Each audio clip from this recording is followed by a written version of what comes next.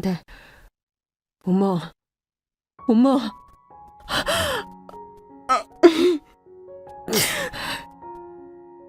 시어머니는 온몸이 성한 데가 없었고 두 다리를 심하게 다쳐 붕대를 감고 중환자실로 가게 되었습니다.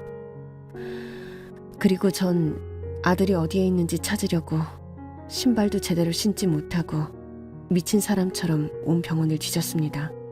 그런데 응급실 구석에 하얀 천으로 덮여진 작은 아이. 설마 우리 서준이는 아니겠지라고 전 두려운 마음을 안고 천천히 걸어갔습니다. 박서준 어머니 되십니까? 안타깝게도 오후 5시 3분 심정지로 사망했습니다. 뭐? 내 아들이 어떻게 됐다고요? 아니야. 내 아들 맞는지 확인할 거야. 내 아들 맞는지 확인할 거라고. 남편은 그런 저를 붙잡으며 오열했고 저는 흰 천을 천천히 걷어 정말 우리 서준이가 맞는지 확인했습니다. 그런데 얼굴 한쪽이 함몰돼 엉망이 된 얼굴이었지만 저는 단번에 우리 서준이가 맞다는 걸 알게 되었습니다. 내 아들 얼굴이 왜 이래요? 왜 우리 서준이가 왜 안 된다고 우리 서준이가 왜 서준아 엄마야 엄마 왔어. 서준아 엄마 봐줘. 엄마 좀 봐줘. 내 아들 살려내. 내 아들 살려내라고. 내 아들. 전 그 자리에서 혼절했고 이 모든 사실을 믿을 수가 없었습니다. 제가 어떻게 낳은 아이인데, 얼마나 착한 아이인데 왜 우리 서준이를 데려가셨는지 하늘이 정말 원망스러웠습니다. 거의 산송쟁처럼 아들의 장례를 치르고 가슴이 메어져 말조차 제대로 나오지 못했습니다. 여보, 이거 말이 안 되잖아. 멀쩡했던 내 아들이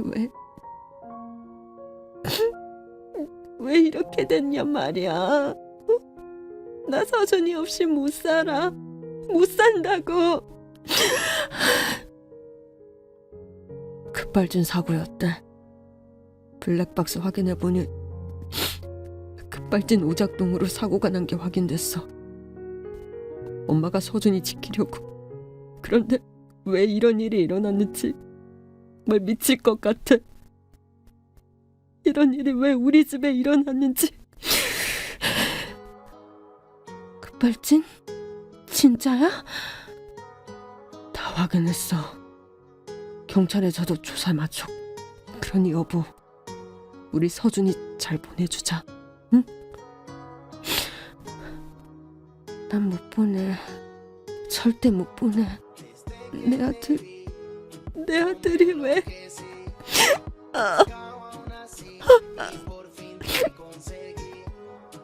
전 아이의 장례를 치르고 나서도 이 현실을 도저히 받아들이기가 힘들었습니다. 급발진이라니. 만약에 서준이가 다른 아이들처럼 어린이집 버스를 타고 다녔다면 이런 일이 일어났을까? 라는 생각이 떠나질 않았죠. 우리 가족은 시어머니가 중환자실에서 깨어나서도 서준이가 세상을 떠났다는 말을 차마 하지 못했습니다. 상원아, 서준이는 좀 괜찮아졌어? 보러 가고 싶은데, 응? 아유, 다 내 잘못이야, 내 잘못. 아유, 애한테 도대체 내가 무슨 짓을 한 거니? 아유. 아니에요, 엄마. 서준이 그냥 그래요.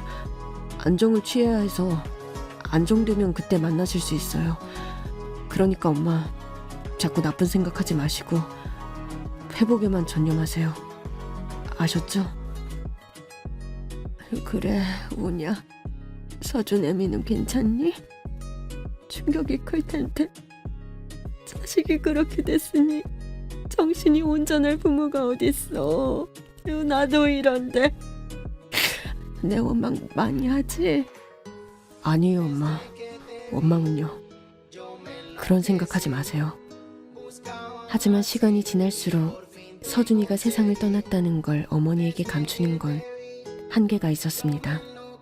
시어머니는 재활치료를 받다가 우연히 간호사들이 하는 말을 엿듣게 됐고 서준이가 세상을 떠났다는 걸 아시게 됐습니다. 여비야, 진짜니? 아유, 정말 우리 서준이가... 어떡해, 말도 안 돼. 날 데려가지. 아유, 이 늙은이를 데려가지. 왜 그 어린애를 데려가시냐고. 아유, 여보. 아유, 서준이 좀 데려와줘요. 우리 서준이. 여보, 내가 서준애미 얼굴을 어떻게 봐? 시애미가 자식을 잡아먹었다고 얼마나 원망을 많이 할까? 상원아, 나 이제 어떡하니? 서준이 없이 어떻게 사니? 아이, 그리고 우리 연주 불쌍해서 어쩌니?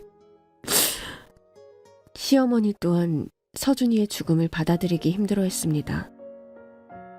어머님은 정말 힘든 마음과 몸을 이끌고 저를 만나러 오셨습니다. 애미야, 날 차라리 죽여다오. 내가 서준이 데리러 가지만 않았어도 이런 일이 안 생겼을 텐데.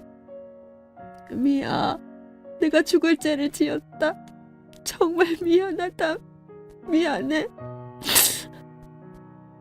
전 시어머니도 손자를 잃어 너무 고통스럽겠다고 생각은 했지만 자식을 잃은 엄마 마음과 같을까? 그런 이기적인 생각이 솔직히 앞섰습니다. 어머니, 전 서준이 못 보낼 것 같아요. 도저히 보내기가 힘들어요. 날 원망하거라. 날 원망해, 연주야. 내가 너무 미안하다. 미안해. 서준이가 세상을 떠나고 난 뒤 저희 집은 예전처럼 웃음소리를 더 이상 들을 수가 없었습니다.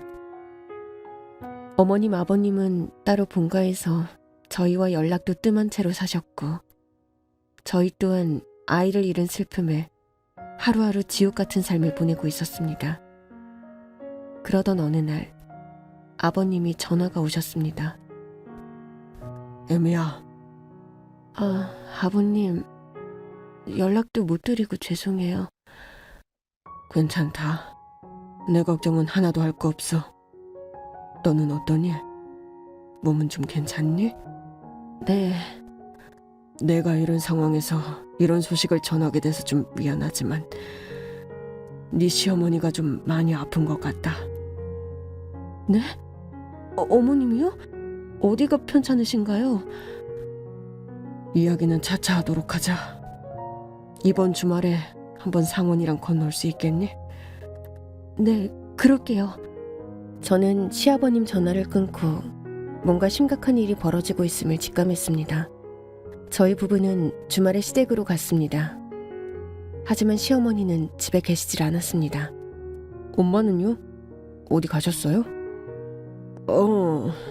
내가 잠깐 저전에 보냈다. 아버님, 어머님 편찮으시다고 하셨는데 어디가 편찮으신 건가요? 그게 내가 전생에 죄를 많이 지었나 보다. 엄마가 제정신이 아닌 것 같다. 네? 아버님은 저희에게 보여줄 게 있다며 어머님 옷방으로 데려가셨습니다. 그런데 전 어머님 옷방에 있는 것들을 보고 너무 놀랐습니다. 아버지, 이게 다 뭐예요? 이거 다 엄마 거예요? 다 네 엄마 거 맞다.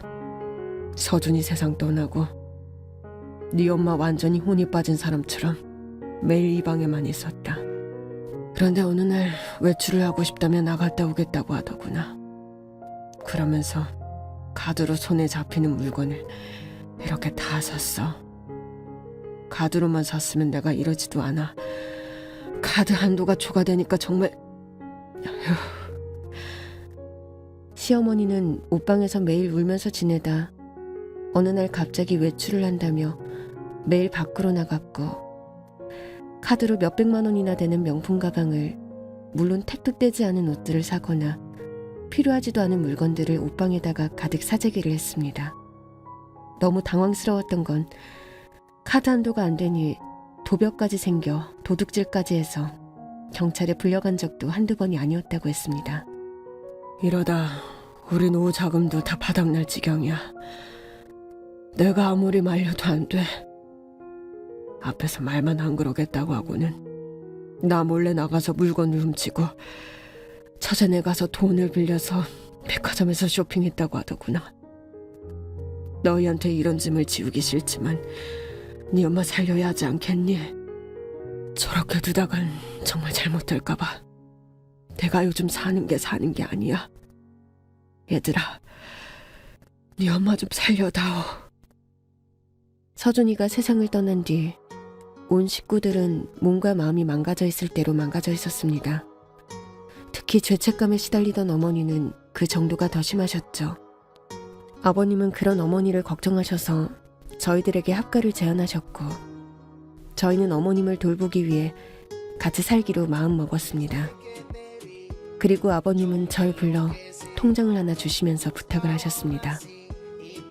네 시어머니 생활비 통장이다. 도저히 이제는 맡길 수가 없어서 너한테 줄 테니 네가 어머니 대신 맡아주면 좋겠다. 내가 1억을 더 넣어놨으니 네가 더 필요하다고 생각하는 데 쓰면 돼. 시애비 말 무슨 말인지 알겠지? 네, 아버님. 제가 필요한 데 쓰고 다시 어머니께 꼭 돌려드릴게요. 그래, 그렇게 이해해주니 정말 고맙다. 고마워. 전 그렇게 시아버님께 큰돈을 받고 두 분을 더 잘 모셔야겠다고 생각을 하게 됐습니다. 하지만 어머님은 저희가 같이 산다고 하니 별로 기뻐하는 내색도 없으셨습니다. 살림도 손에 놓은 지 오래고 그냥 매일 멍하니 있다가 저희 눈을 피해 밖으로 나가서 온갖 물건들을 사오기 바빴습니다. 어느 날 제가 퇴근하고 돌아오는 길에 시어머니가 택시에서 내리는 걸 보게 됐습니다.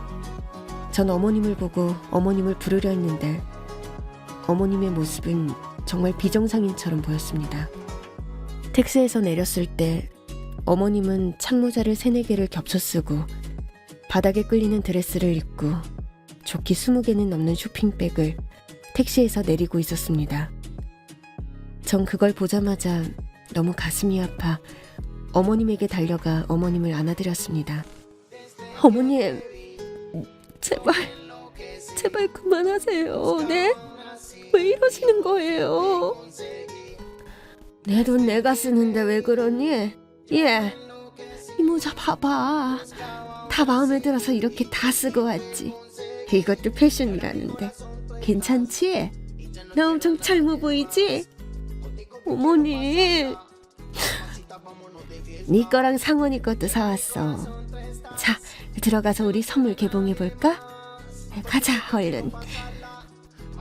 전 시어머니가 저렇게 망가져가는 걸 보고 있자니 앞으로 어떻게 살아야 할지, 그리고 아버님과 남편이 불쌍해서 너무 가슴이 아팠습니다. 엄마, 왜 이런 쓸데없는 걸 사는 거예요? 왜? 앞으로 아버지 몰래 나가지 마세요. 만약 한 번만 더 이런 일이 생기면 난 엄마 이 집에서 못 살아요. 아시겠어요? 내가 왜 내 집에서 못 살아? 이거 내가 하고 싶은 거 하겠다는데 니들이 왜 지랄이야, 지랄은. 엄마, 다들 거지같이 사는 꼴이라니 못 봐주겠어.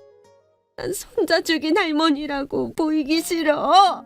더 꾸미고 더 당당하게 살 거야. 그래야 사람들이 손가락질 안 하지. 엄마, 이런다고 뭐가 달라져요, 네? 너도 그렇게 생각하지? 내가 네 아들 잡아먹었다고. 니들이 무슨 생각하는지 난 다 알아. 엄마, 이러니까 아버지가 엄마를 못 믿는 거예요. 살림 통장도 다 쓰고. 지금 연주가 얼마나 힘든 줄 아세요? 연주 집안 살림하느라 얼마나 고생하는데 제발 도와주지는 못할 망정 가만히만 계세요. 네? 내 살림 통장 뭐가 어쨌다고? 지금 그게 애미한테 있다는 거니? 엄마가 이렇게 돈을 막 뿌리고 다니니 아버지가 그럴 수밖에 없지 않겠어요? 연주 어딨니? 연주야! 연주야! 전 부엌에서 밥을 하고 있었습니다. 시어머니가 급하게 부르는 소리에 전 놀라서 거실로 달려나갔죠. 어머님 왜 그러세요? 무슨 일 있으세요? 너 내 통장 가지고 있니? 통장이요? 아, 아버님이 주신 거 말씀이신 것 같은데 제가 잘 보관하고 있어요. 당장 가져와. 왜 그러시는지 시애미 말 안 들려? 당장 가져와. 전 어머님이 너무 화를 내셔서 제 방으로 가 통장을 가지고 왔고 어머니께 보여드렸습니다. 그런데 어머님이 통장의 액수를 보시고는 갑자기 제 뺨을 세게 때리셨습니다. 인연이 시아버지 돈을 도둑질해? 이건 내 생활비 통장이야. 내가 살면서 평생 모으고 살았던 통장이라고. 근데 네가 뭔데 이걸 가지고 있어? 네가 뭔데? 그게 아니라 어머님, 왜? 네 자식 잡아먹어서 이 정도는 받아야 성이 차니? 언제까지 내가 네 자식 잡아먹었다고 날 괴롭힐 건데? 어? 너 이런 거 다 계획하고 우리 집에 들어온 거구나. 이제 알겠어. 너 시아버지 돈 보고 우리 상원이 꼬신 거지? 어? 이 못된 년, 난 천벌을 받아도 싸. 어머님은 저에게 욕설과 막말을 퍼붓고는 손에 잡히는 모든 물건들을 저한테 던졌습니다. 그리고 그것도 모자라 제 머리채를 잡고 저주를 퍼부었습니다. 그런데 그때 엄마, 정신 차려요, 제발! 남편은 시어머니를 들어서 소파로 던져버렸습니다. 시어머님은 소파 모서리에 머리가 찍혀 피가 났고 저는 너무 당황해서 당장 병원에 전화를 했습니다. 119죠? 빨리 와주세요. 우리 어머니 돌아가시게 생겼어요. 빨리요, 빨리. 구급대원이 도착하고 어머님은 머리에 피를 흘리며 병원으로 가셨습니다. 전 어머님을 그렇게 만든 남편이 너무 미웠습니다. 당신 미쳤어? 어머님 죽을 뻔하셨다고. 죽고 싶은 건 나야. 지금 엄마가 브레이크 없이 저러는 거 더는 못 봐. 그리고 당신한테까지 이러는 건 더 못 봐. 크게 안 다치신 것 같으니까 걱정 마. 당신은 어머님이 불쌍하지도 않아? 당연히 우리 엄마인데 내 마음이 가장 찢어지지 않겠어? 근데 난 엄마가 저렇게 사는 걸 도저히 볼 수가 없어. 온 가족을 망가뜨리는 일이라고. 결국 시어머니 치료가 끝나자 남편과 아버님은 어머님을 정신병원에 입원시키기로 했습니다. 안 돼요, 안 돼. 어머님, 제가 꼭 낫게 할 거예요. 제발, 제발요. 나도 처음에는 그렇게 생각했다. 그런데 한계치를 넘었어. 우리가 할 수 있는 게 아무것도 없다고. 잘 보살펴 드리면 돼요. 제가 더 잘할게요, 아버님. 여보, 이러지 마. 엄마 치료받는 게 훨씬 나아. 그게 우리 가족을 위한 일이야. 그래도 어머님 불쌍해서 어떡해. 그렇게 우리 가족은 어머님을 정신병원에 입원시켰습니다. 전 어머님이 병원차를 타고 떠나던 모습을 절대 잊을 수가 없습니다. 멍하던 그 눈빛, 모든 걸 포기한 사람처럼 너무 안 돼 보였습니다. 어머님이 정신병원에 입원하신 후 저희는 일상을 회복하려고 노력했습니다. 특히 저는 어머님이 다시 돌아오실 거란 희망을 놓지 않고 어머님의 방과 옷방 등을 자주자주 청소하며 어머님을 기다렸습니다. 그런데 어머님보다 먼저 찾아온 손님이 있었습니다. 바로 세상을 떠난 서준이 동생이 생긴 겁니다. 아이고, 애미야, 정말 고맙다. 서준이 가졌을 때도 내가 너무 기뻤는데 둘째는 우리에게 정말 특별한 아이야. 하늘에서 서준이가 혈압이 불쌍하다고 동생을 보내준 것 같구나. 아유. 정말 서준이가 보내준 선물이야, 여보. 여보, 우리 둘째도 서준이처럼 착하고 아주 예쁜 아이일 거야. 서준이를 마음에 담고 서준이 보듯 우리 둘째도 잘 키워보자. 응. 전 둘째를 가진 날 서준이가 너무 생각났습니다. 우리 서준이가 동생이 생겼다고 하면 어떤 반응일지, 그리고 어떤 형, 어떤 오빠가 될지 상상이 됐죠. 그리고 이런 상상이 현실이었으면 얼마나 좋을까 생각했습니다. 최대한 편안한 마음으로 저는 둘째를 위해 태교도 하고 마음을 많이 안정시켰습니다. 그리고 전 임신 소식을 어머니께 전하고 싶었지만 아버님과 남편은 만류를 했죠. 아이 태어나고 나서 엄마한테 보여줘도 늦지 않아. 솔직히 병원에 당신 데려가는 거 걱정도 되고. 난 괜찮은데 어머님이 진짜 좋아하시지 않을까? 솔직히 아직 엄마 상태가 그렇게 좋진 않아서 잘 모르겠어. 아버지도 나랑 같은 생각이고. 그러니까 출산하고 보여드려도 늦지 않아. 전 어머님을 그리워하며 10달을 기다렸고 다시 건강한 아들을 출산했습니다. 서준이의 남동생이 태어난 것입니다. 아이고, 어째 이렇게 지영을 닮았을까? 네 형이 널 보면 얼마나 좋아했을까? 아이고. 현준아, 우리 현준이, 내 아들 형아가 현준이 보면 많이 안아주고 사랑해줬을 텐데. 현준아, 우리 나중에 형아 보러 가자. 알았지? 저기 어머님께 가봐야 하는 게 좋지 않을까? 애미는 정말 마음이 깊구나. 하지만 난 네 시어머니가 행여나 현준이를 보고 어떻게 나올지 걱정이 되는구나.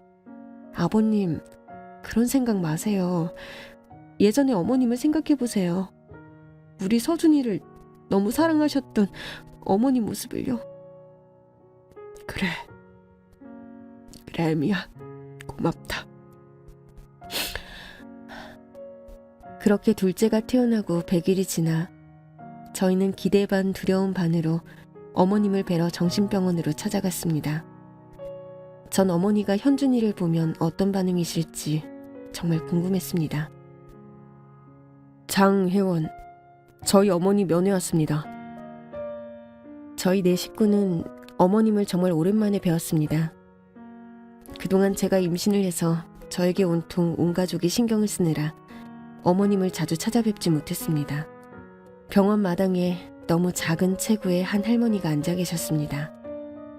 머리에 하얀 눈이 내려앉은 것처럼 백발의 작은 노모. 바로 시어머니였습니다. 시어머니는 안 본 사이에 너무 늙어버리셨고 처음 어머님을 병원으로 보낼 때와 마찬가지로 멍한 눈빛으로 무슨 생각을 하시는지 저희가 와도 본체만 채 하셨습니다. 엄마, 아들 왔어요, 상원이. 엄마 아들. 여보, 나왔어. 왜 이렇게 말랐어? 어머님, 그동안 자주 찾아뵙지 못해서 죄송해요. 어머님을 얼마나 걱정하고 그리워한 줄 아세요? 어머님. 어머님은 저희가 눈물을 흘리는데도 그냥 멍하니 바라만 보셨습니다. 그런데 안고 있던 현준이가 울음을 터뜨리는 순간 어머님은 갑자기 표정이 바뀌셨습니다. 현준이 울어서 안 되겠다. 내가 잠시 나갔다 올게. 그런데 어머님이 갑자기 현준이를 보더니 가지 말라고 손짓을 하셨습니다. 아가, 우리 아가, 이리 온. 이리 할머니한테 오렴. 아가. 어머님. 여보. 어머님은 1년 넘도록 말 한마디 안 하셨습니다. 그런데 오늘 아기 현준이를 보자마자 말문이 트이셨고 예전에 서준이를 바라보던 눈빛으로 현준이를 안으셨습니다. 아이고, 형아를 닮았구나, 우리 손주. 대간이 할머니야, 할미. 우리 아기. 아유, 내 새끼. 아유. 저희 식구는 모든 방법을 동원해 어머님을 예전의 모습으로 돌려놓고 싶었지만 모두 실패였습니다. 그런데 이렇게 현준이를 보자마자 어머님은 언제 그랬냐는 듯 다시 다정하고 따뜻했던 어머님의 모습으로 돌아오셨습니다. 그동안 내가 너무 미안했다. 모두에게. 서준이를 도저히 떠나보낼 수가 없었고 미안하다. 여보, 미안해요. 정말 미안해요. 아니야. 당신이 이렇게 다시 돌아와줘서 정말 고마워. 우리 현준이가 보물이야. 당신을 이렇게 웃게 하는 치료제는 현준이였어. 애미야, 내가 정말 죽을 죄를 졌다. 그런데 너는 이 못난 시애미한테 또 이렇게 선물을 주는구나. 애미야. 아유, 서준 애미야. 현준이 애미야. 정말 고맙고 미안하다. 현준이는 정말 꺼져가는 저희 가족에게 희망의 불씨를 안겨준 보물과도 같은 아이였습니다. 현준이를 보고 나서 어머님의 몸은 거짓말처럼 빠르게 회복하셨고 이제는 현준이를 보실 수 있을 만큼 건강을 되찾으셨습니다. 어머님, 저 이따가 현준이 어린이집에 태우러 가셔도 될 것 같아요. 그럼을 절대 하지 마라. 난 절대 운전 안 한다. 소중한 내 손자. 이제는 내 곁에 꼭 붙어있게 할 거야. 내가 꼭. 어머님. 저희 네 식구는 다시 평화를 찾았고 현준이는 무럭무럭 성장해 우리 집의 분위기 메이커로 늘 우리를 웃게 해주고 있답니다. 자식을 잃은 슬픔은 부모가 아니더라도 혈육으로 이어진 모두에게 가슴 아픈 일입니다. 특히 할머니 할아버지에겐 어쩌면 부모보다 더 큰 고통이 된다는 걸 이번 일을 통해 알게 되었죠. 내리사랑이란 말을 찾아보니 이런 설명이 나오더군요. 내리사랑은 있어도 치사랑은 없다. 윗사람이 아랫사람을 사랑하기는 하여도 아랫사람이 윗사람을 사랑하기는 쉽지 않다는 말이랍니다.